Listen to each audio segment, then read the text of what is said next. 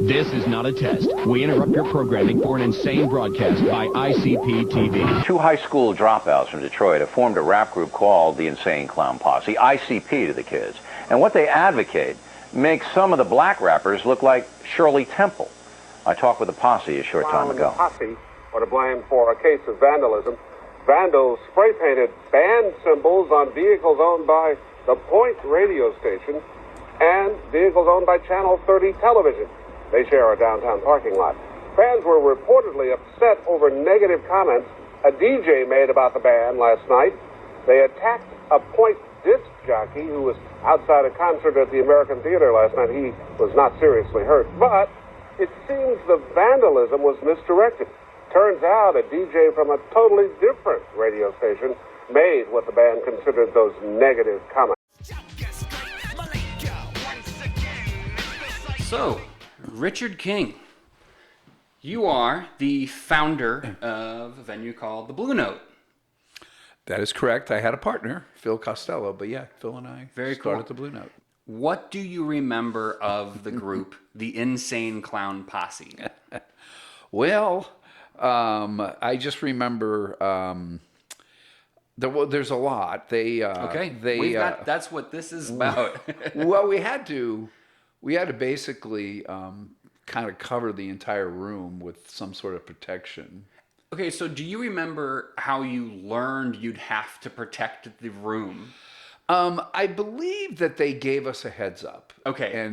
And the bbest thing that ever happened was the year they decided to use sugar-free.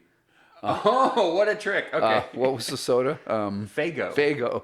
It was sugar-free Faygo. So they'd, of course, have tons of Faygo brought to the venue. So do you remember being introduced to it as a cultural movement? To me, it was more theatrics than as much the music. So I would stand there like, oh my God, look at this. These, and then of course the Faygo flying everywhere. Right, and more spectacle. Total spectacle. But musically, I mean, I had the things that I liked, and then, I realized early on there was things that I was not going to like, but it was important that they still come. But you still book it. It was very important that happened, and I learned a few lessons just that way. I'm not going to book that. Well, that was not smart. There's somebody out there that really likes that. I've gone through that. Job. I've gone through that too, and it's always a balance. Oh yeah. And I was not very good at it, to be honest with you.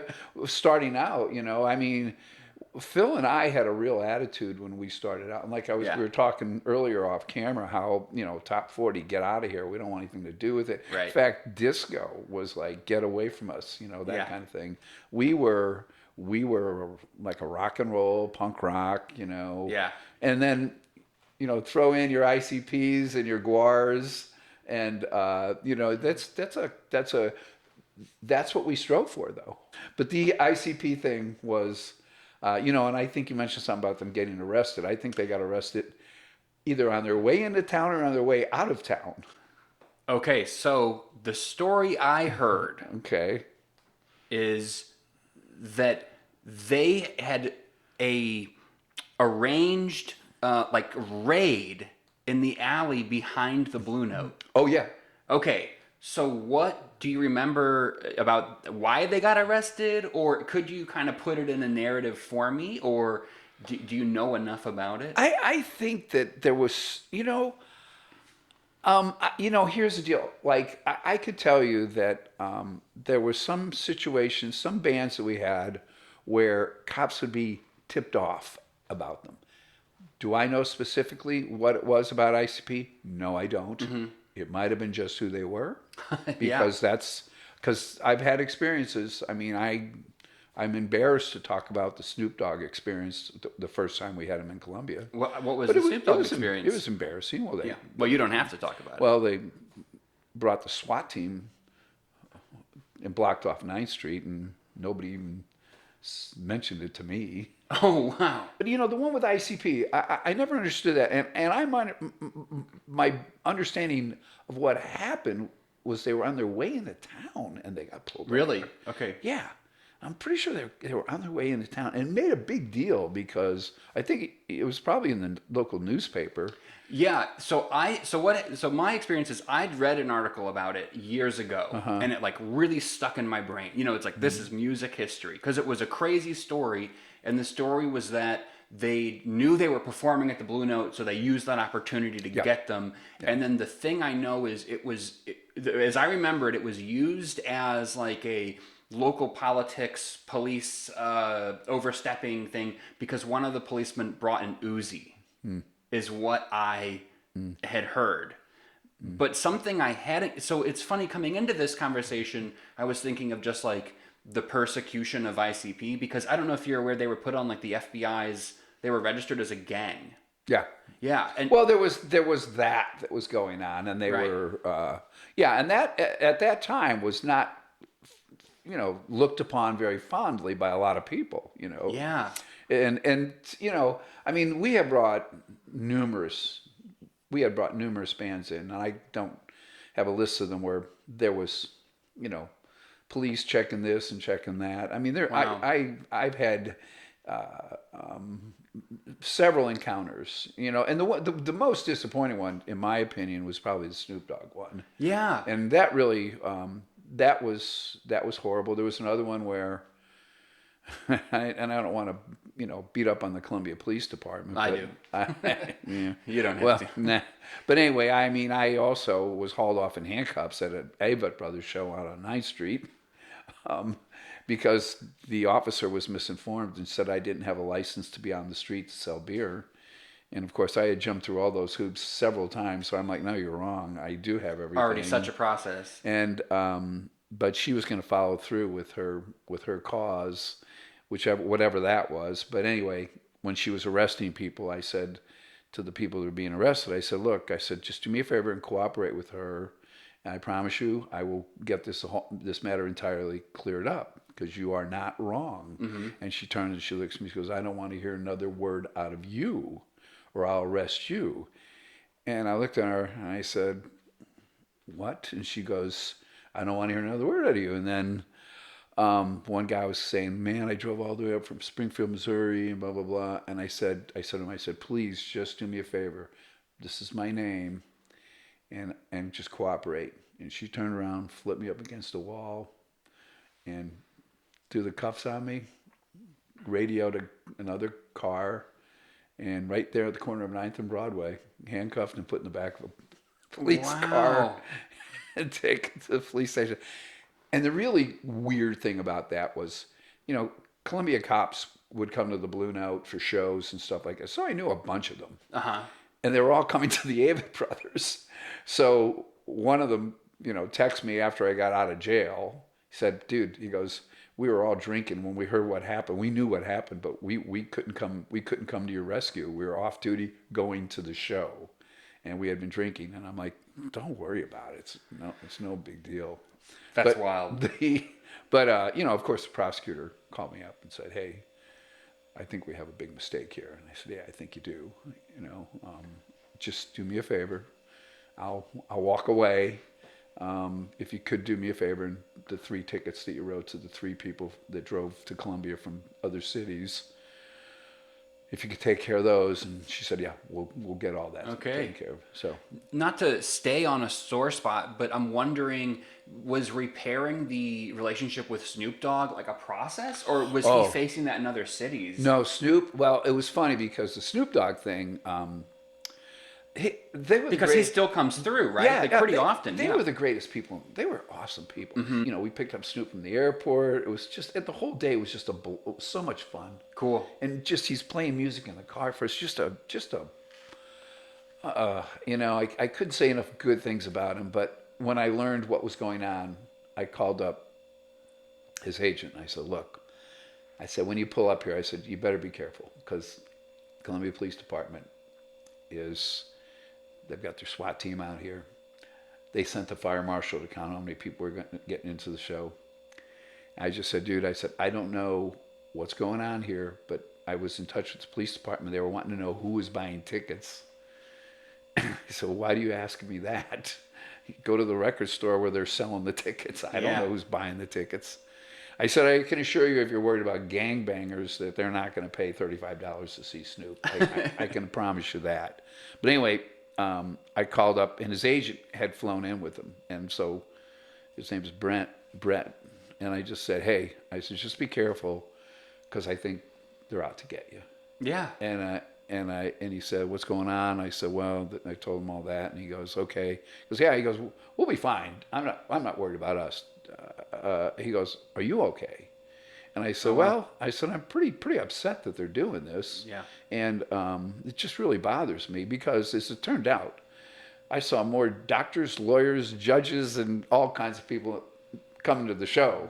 Right. It wasn't. Well, it's funny because it's the police's perception Oh, yeah. of who gangbangers listen to. Yeah, exactly right. And that was the only thing I could think of. The cops were, getting like that. But anyway, he said, "Are you okay?" And I said, "Yeah, I'm fine, but I appreciate you asking." He goes, he goes, "I always thought college towns like this were pretty cool, and that you didn't have that kind of level of activity from your police department."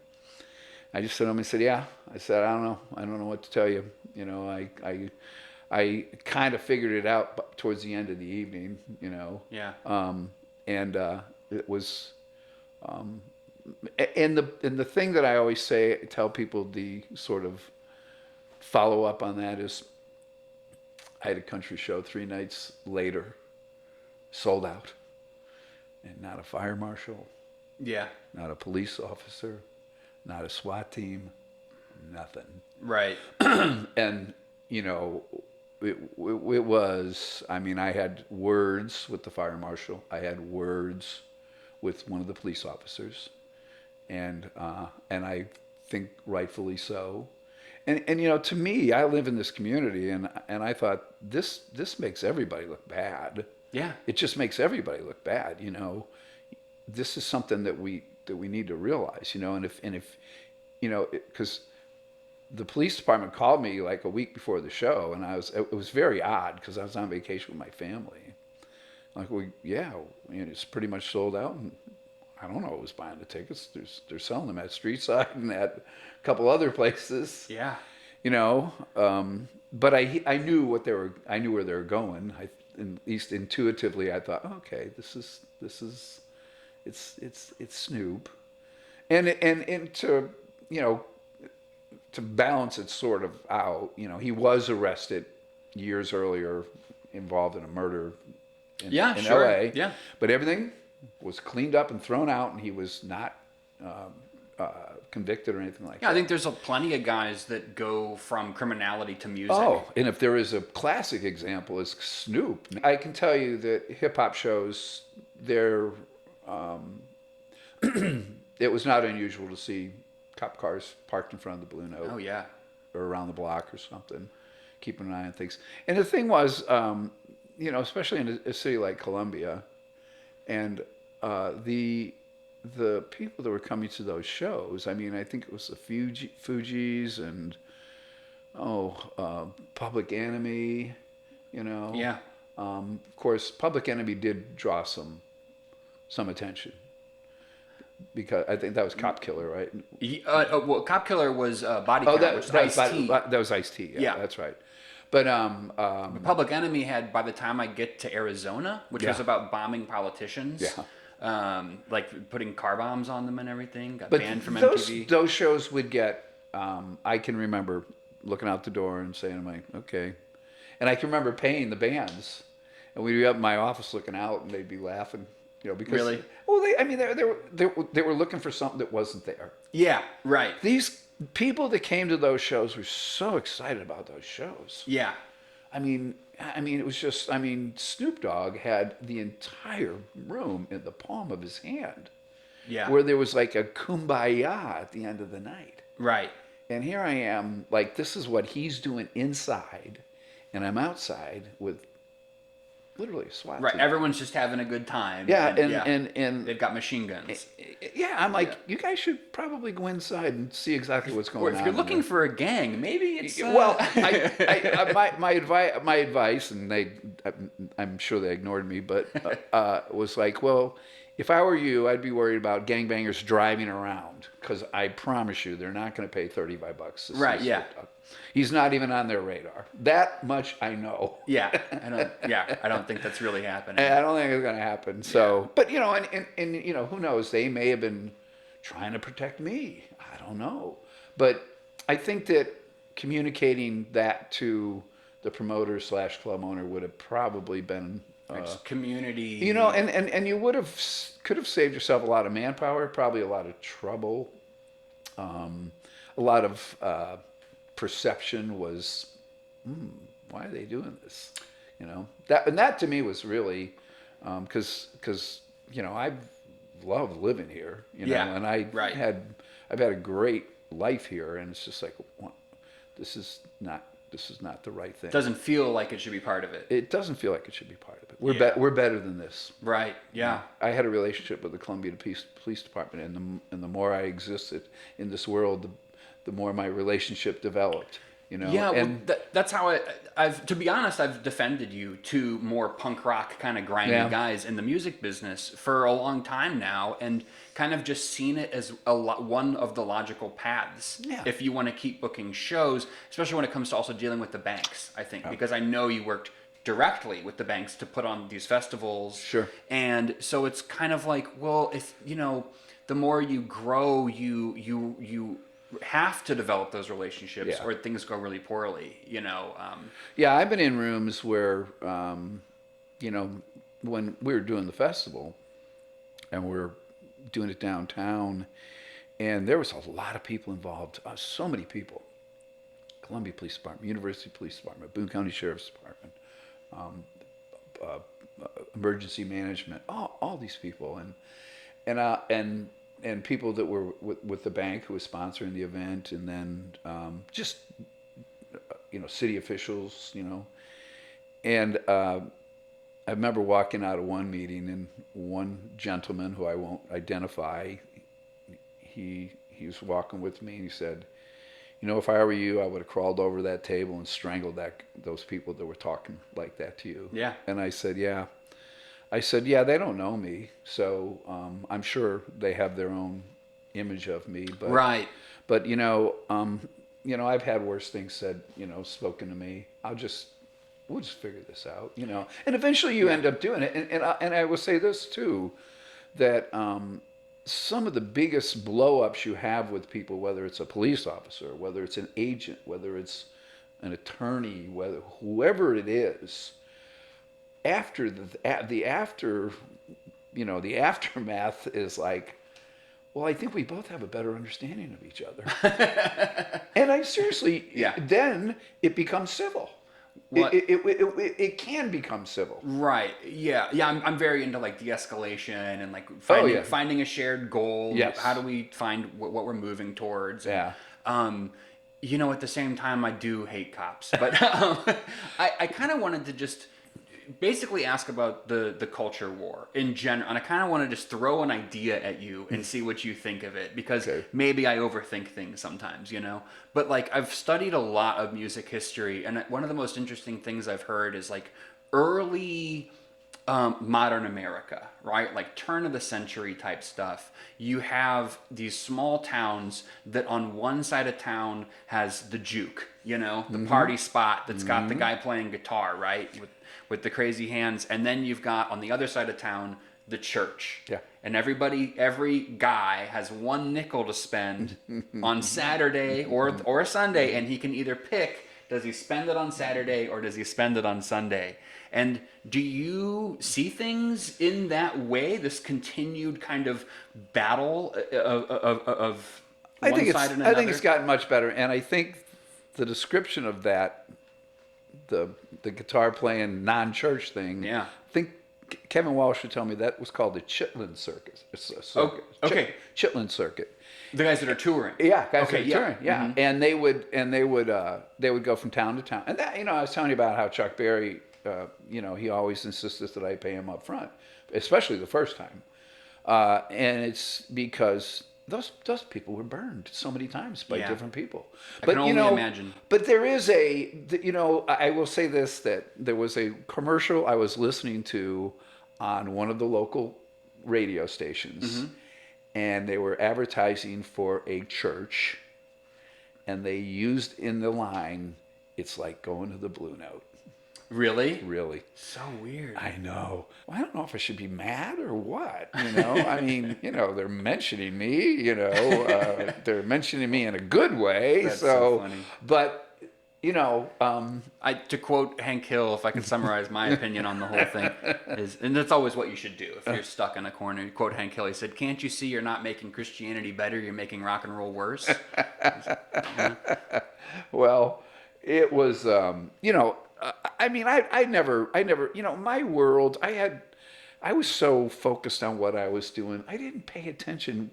Like I was telling you about how I never listened to top 40. I mean, some of the greatest music today, classic music, they would call it, I never listened to it. Right. I was so focused on my basic mission and what I thought was important, for the music scene in Columbia. And it was a very eclectic, I was learning so much about music then, so much about music. Well, it sounds like you had the space to not need to be reactionary.